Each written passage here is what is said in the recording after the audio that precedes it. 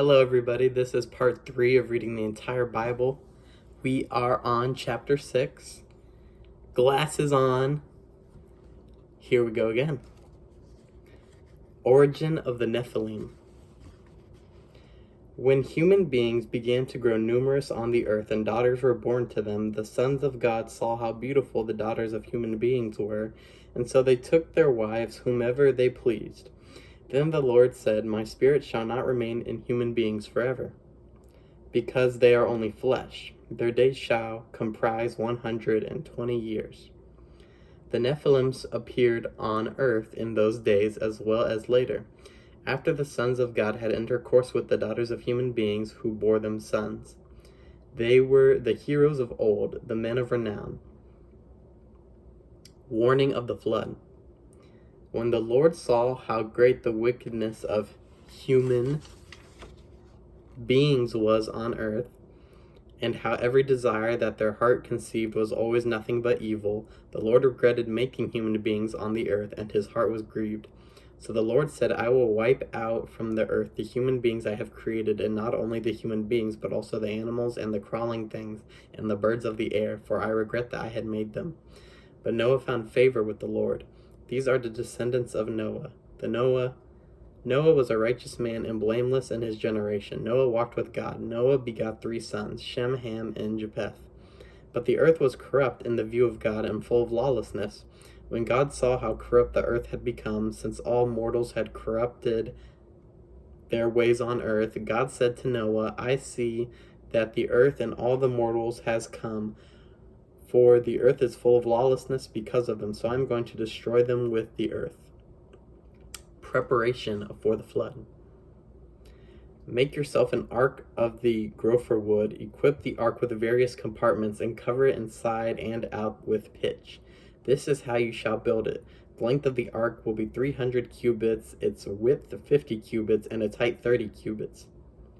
Make an opening for daylight and finish the ark a cubit above it. Put the ark's entrance on its side, and you will make it with bottom, second, and third decks. On my part, am about to bring the flood waters on the earth to destroy all creatures under the sky in which there is the breath of life. Everything on earth shall perish.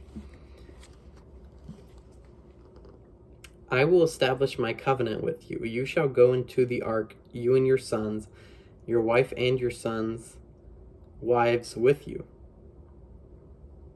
Of all living creatures you shall bring 2 of every kind into the ark, 1 male and 1 female, to keep them alive along with you.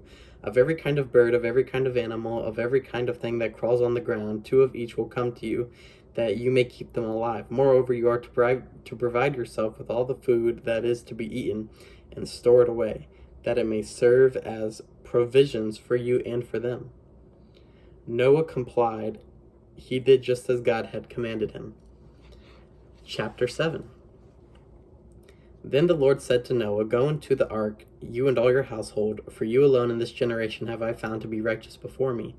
Of every clean animal take with you 7 pairs, a male and its mate. And of the unclean animals 1 pair, a male and its mate. Likewise, of every bird of the air 7 pairs, a male and a female, to keep their progeny alive over all the earth. For 7 days from now I will bring rain down on the earth for 40 days and 40 nights, and so I will wipe out from the face of the earth every being that I have made." Noah complied just as the Lord had commanded. The Great Flood. Noah was 600 years old when the flood came upon the earth, together with his sons, his wife, and his sons' wives. Noah went into the ark because of the waters of the flood. Of the clean animals and the unclean, of the birds and of everything that crawls on the ground, 2 by 2, male and female, came to Noah into the ark, just as God had commanded him. When the 7 days were over, the waters of the flood came upon the earth. In the 600th year of Noah's life, in the 2nd month, on the 17th day of the month, on that day all the fountains of the great abyss burst forth, and the floodgates of the sky were opened. For 40 days and 40 nights heavy rain poured down on the earth. On the very same day Noah and his sons, Shem, Ham, and Japheth, and Noah's wife, And the 3 wives of Noah's sons had entered the ark, together with every kind of wild animal, every kind of tame animal, every kind of crawling thing that crawls on the earth, and every kind of bird. Pairs of all creatures in which there was the breath of life came to Noah into the ark. Those that entered were male and female of all creatures they came, as God had commanded Noah. Then the Lord shut him in. The flood continued upon the earth for 40 days. As the waters increased, they lifted the ark, so that it rose above the earth. The waters swelled and increased greatly on the earth, but the ark floated on the surface of the waters. Higher and higher on the earth the waters swelled, until all the highest mountains under the heavens were submerged. The waters swelled 15 cubits higher than the submerged mountains. All the creatures that moved on the earth perished, birds, tame animals, wild animals, and all that teemed on the earth, as well as humankind. Everything on dry land with the breath of life in its nostrils died. The Lord wiped out every being on earth, human beings and animals, the crawling things and the birds of the air.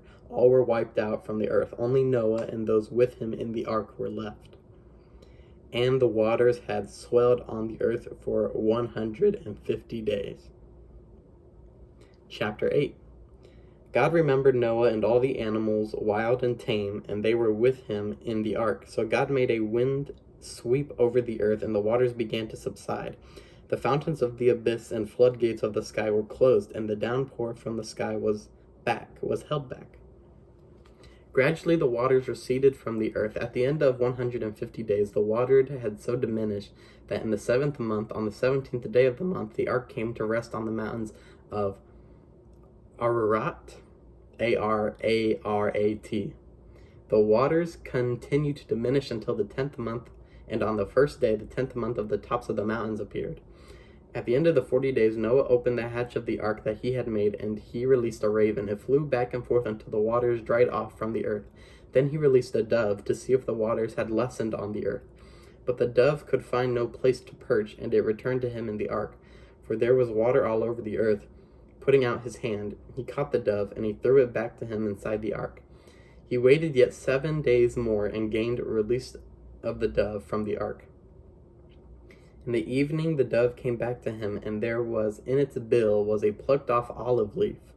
So Noah knew that the waters had diminished on the earth. He waited yet another 7 days, and then released the dove, but this time it did not come back. In the 601st year, in the 1st month, on the 1st day of the month, the water began to dry up on earth. Noah then removed the covering of the ark, and saw that the surface of the ground had dried. In the 2nd month, on the 20th day of the month, the water was dry. The earth was dry, And then God said to Noah, "Go out of the ark, together with your wife and your sons' wives.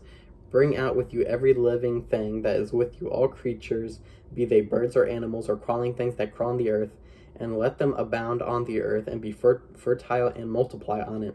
So Noah came out, together with his sons and his wives and his sons' wives, and all the animals, and all the birds, and all the crawling creatures that crawl on the earth went out of the ark by families. Then Noah built an altar to the Lord, and choosing from every clean animal and every clean bird, he offered burnt offerings on the altar.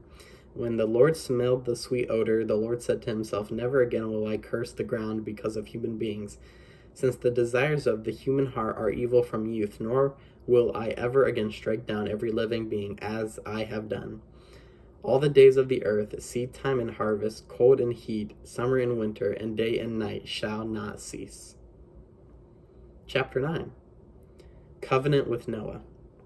God blessed Noah and his sons and said to them, "Be fertile and multiply and fill the earth. Fear and dread of you shall come upon all the animals of the earth and all the birds of the air, upon all the creatures that move about the ground and all the fishes of the sea. Into your power they are delivered. Any living creature that moves about shall be yours to eat. I give them all to you as I did the green plants. Only meat with its lifeblood still in it you shall not eat. Indeed, of your own lifeblood I will demand an accounting from every animal I will demand it, and from a human being, each one for the blood of another, I will demand an accounting for human life. Anyone who sheds the blood of a human being by a human being shall that one's blood be shed, for in the image of God have human beings been made. Be fertile then and multiply, abound on earth and subdue it. God said to Noah and to his sons with him, "See, I am now establishing my covenant with you and your descendants after you, and with every living creature that was with you, the birds, the tame animals, and the wild animals that were with you, all that came out of the ark. Will establish my covenant with you, that never again shall all creatures be destroyed by the waters of a flood.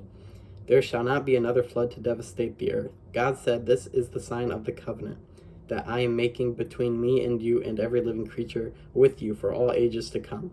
I set my bow in the clouds to serve as a sign of the covenant between me and the earth.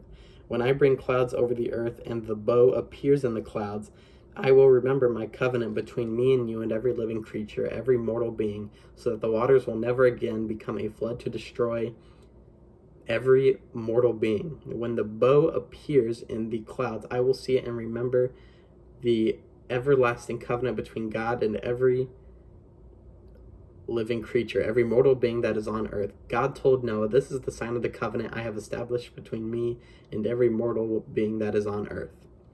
Noah and his sons.